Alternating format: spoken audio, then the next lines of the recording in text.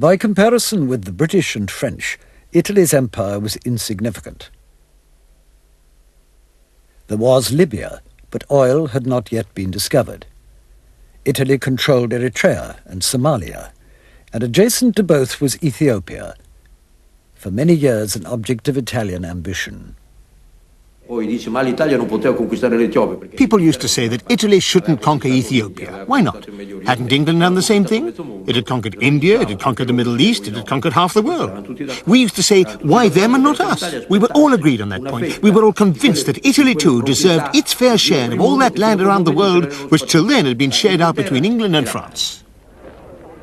Ethiopia, ruled by the Emperor Haile Selassie, was poor, backward and black, and it practiced slavery. In fascist eyes, therefore, Ethiopia was ripe for a white man's war of liberation. There were also economic arguments for conquest. Mussolini needed more than just raw materials, which Italy totally lacked. Mineral water is the only thing that Italy has a lot of. He needed mines, he needed raw materials. He also needed land for Italy's increasing population. Un territorio dove scaricare l'eccedenza di popolo che si sta verificando. Cioè, noi stiamo crescendo negli anni 30, l'Italia cresce demograficamente. In the 30s, we were increasing in number quite a lot. We needed to find a place for millions of Italians across the waters. And that is why we went to Ethiopia. Ecco perché si va a cercare l'Etiopia. Prima di riprendere l'espansione in Ethiopia. Before beginning his expansion into Ethiopia, Mussolini asked Britain and France for their permission. I francesi diedero il loro consenso. The French gave their consent through Laval in January 1935.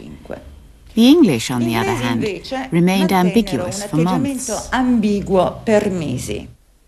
A year earlier, Mussolini's daughter Edda had visited London. He had asked her how the British would react to an Italian invasion. Before I left, my father said, "Tell everybody that we're going to Ethiopia. Tell everyone from the porter at the station to the taxi driver." I did tell everybody. As regards the ordinary people, they didn't even know where Ethiopia was. Basically, they didn't care.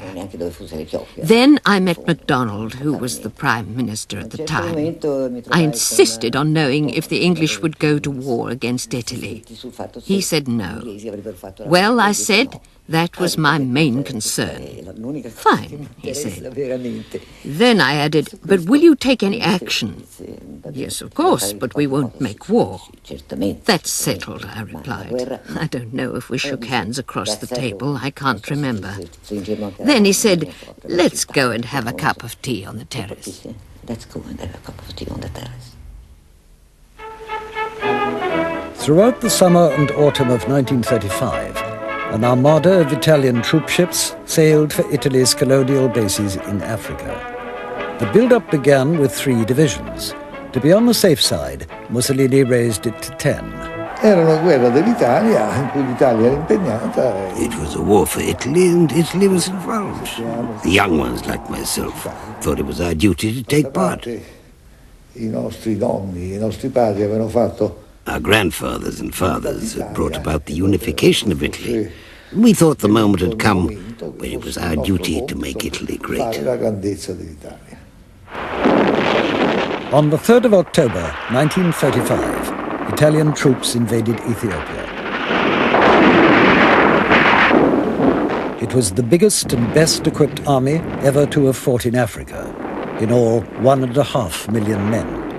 Mussolini expected a walkover. But Ethiopia's lightly armed and barefooted soldiers resisted valiantly. Within weeks, the Italian advance bogged down. But rifles and spears were no match for modern weapons, and certainly no match for Italy's bombers. They had the sky to themselves. In a secret order, Mussolini approved the use of poison gas. In a convention ratified 7 years earlier, Italy had renounced chemical warfare as uncivilized, and its use in Ethiopia was kept from the public in Italy until after the war. When the news caused an outcry abroad, Italy issued denials.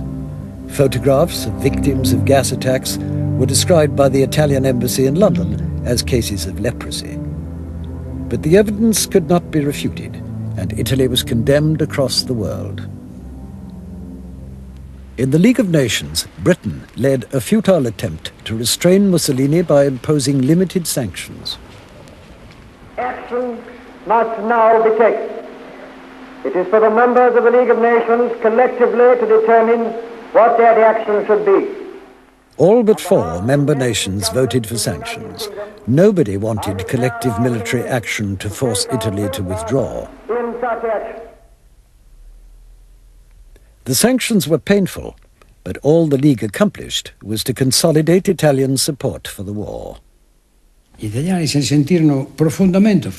Italians were deeply hurt and considered the sanctions a clear injustice and an obstacle in their rebuilding program.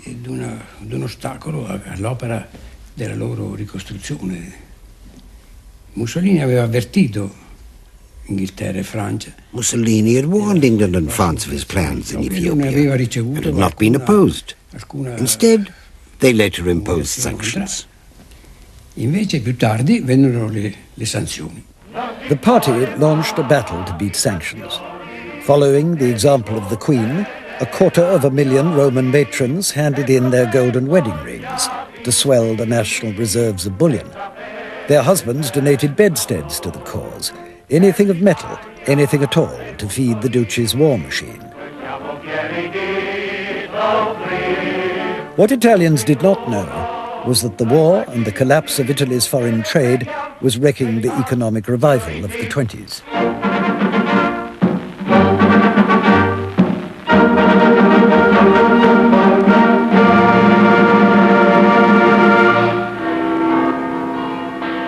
With victory in April 1936, there was blind rejoicing from the king and the pope to the crowds in the streets. Alone against the world, Italians had proved themselves as a nation of warriors. Rome was again the capital of an empire, and its creator Mussolini was admired and applauded as never before.